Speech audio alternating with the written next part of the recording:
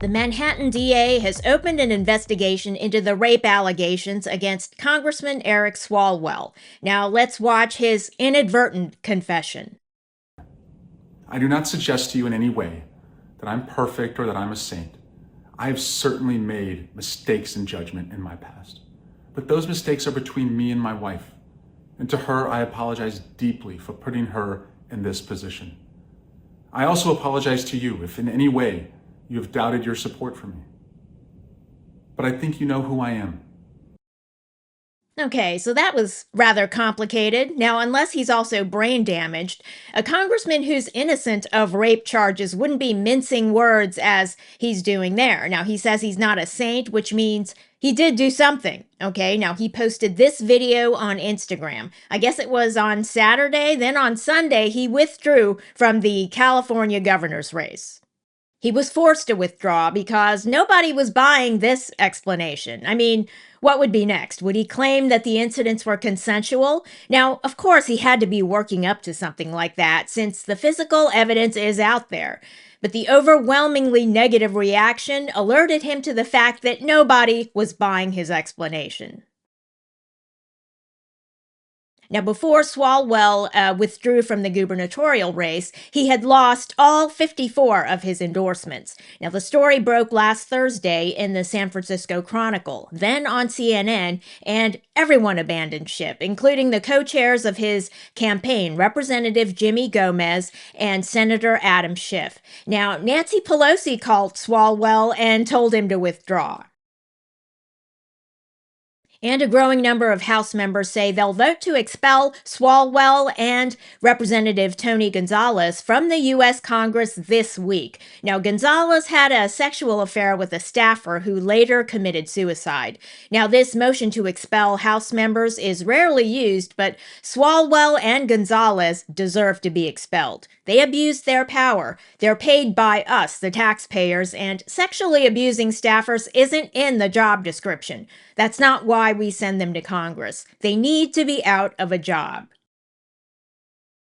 Now, about the young woman who came forward and spoke about being raped twice by Swalwell, once in 2019 when she was a staffer and too intoxicated to consent, then again in 2024 when she was too intoxicated to consent. Now, with the second rape, she had sought him out and invited him out for drinks. Now, that shows how much power he had in her chosen line of work. Now, she works on Capitol Hill, apparently.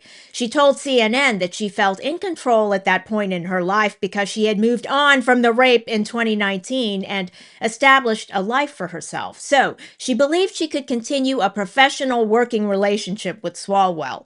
Now, she had a partner in her life by then, and maybe she thought that that would stop Swalwell, right? The fact that she was in a relationship.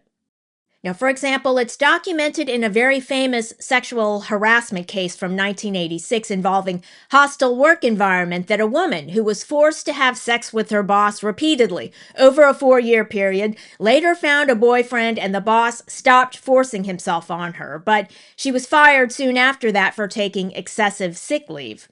And there can be no dispute why she was taking so much leave. She didn't want to be in a pervasively hostile work environment where she was fondled in front of other employees, forcibly raped repeatedly, and the supervisor would follow her into the bathroom and expose himself, etc. Now, the case is Meritor Savings Bank versus Vinson.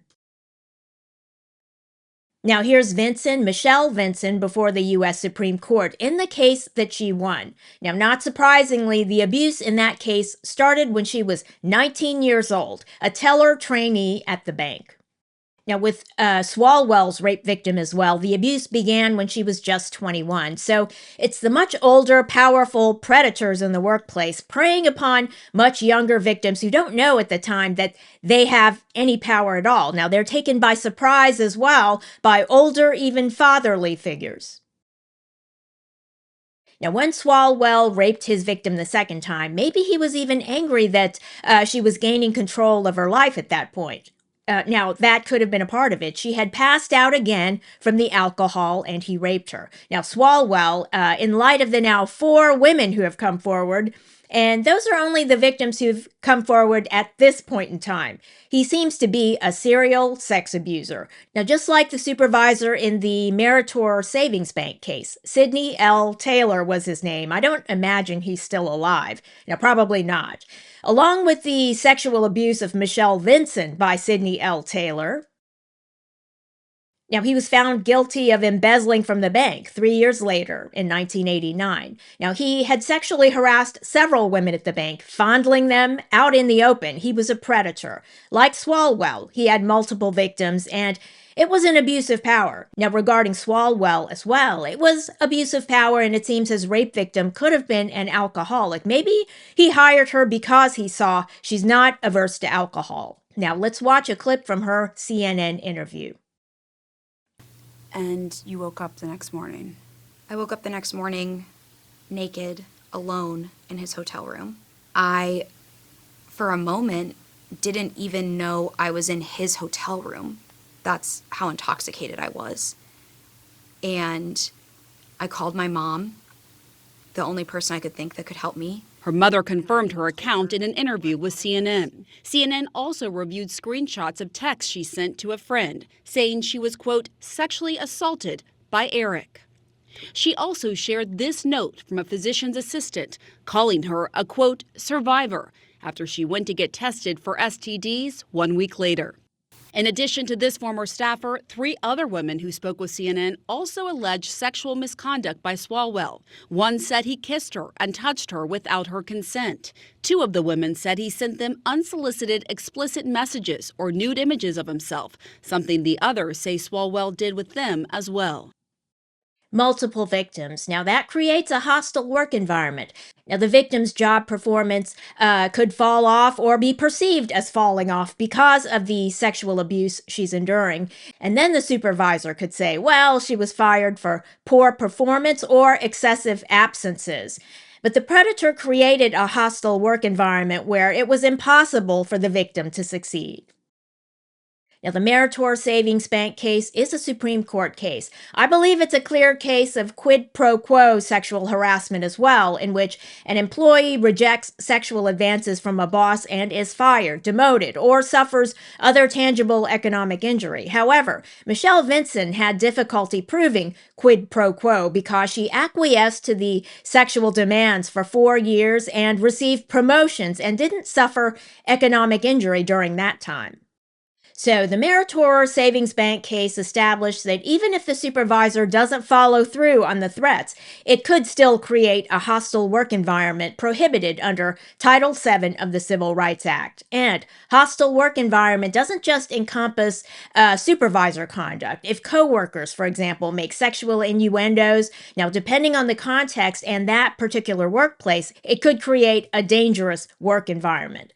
Now, the harassment just has to have an adverse impact on a material term, condition, or privilege of employment.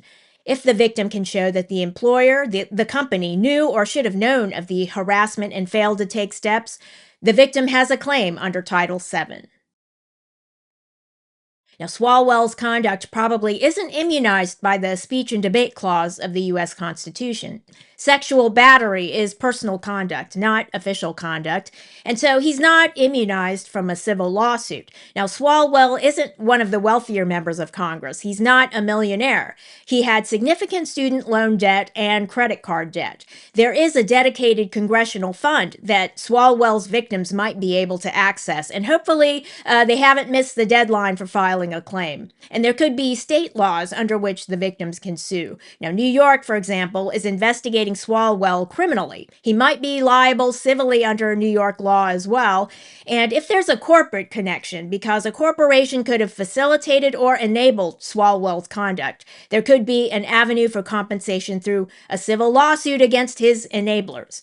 Now, suing the United States would be more difficult because the U.S. has sovereign immunity and can only be sued if it consents to be sued. Now, if there is a claim, the victim would have to exhaust administrative remedies first, and those typically have short filing deadlines. However, those deadlines can be tolled if the victims were diligent in pursuing their claims but prevented from filing due to circumstances beyond their control, etc. Now, it's not a great reach for me to say that prison is in Swalwell's future. Now, after he serves a prison sentence, and it could be longer than he thinks. P. Diddy, for example, thought he would be out by now. Swalwell might find work in the private sector. I've heard of individuals who leave prison and they're not employable, so they start a business. He could do something like that. But he has no future in government. That's all over with. The Manhattan DA is investigating because the rape in 2024 took place in a Manhattan hotel room. So that's state prison for Swalwell. Thanks for watching. And if you enjoyed this video, leave a like and don't forget to subscribe.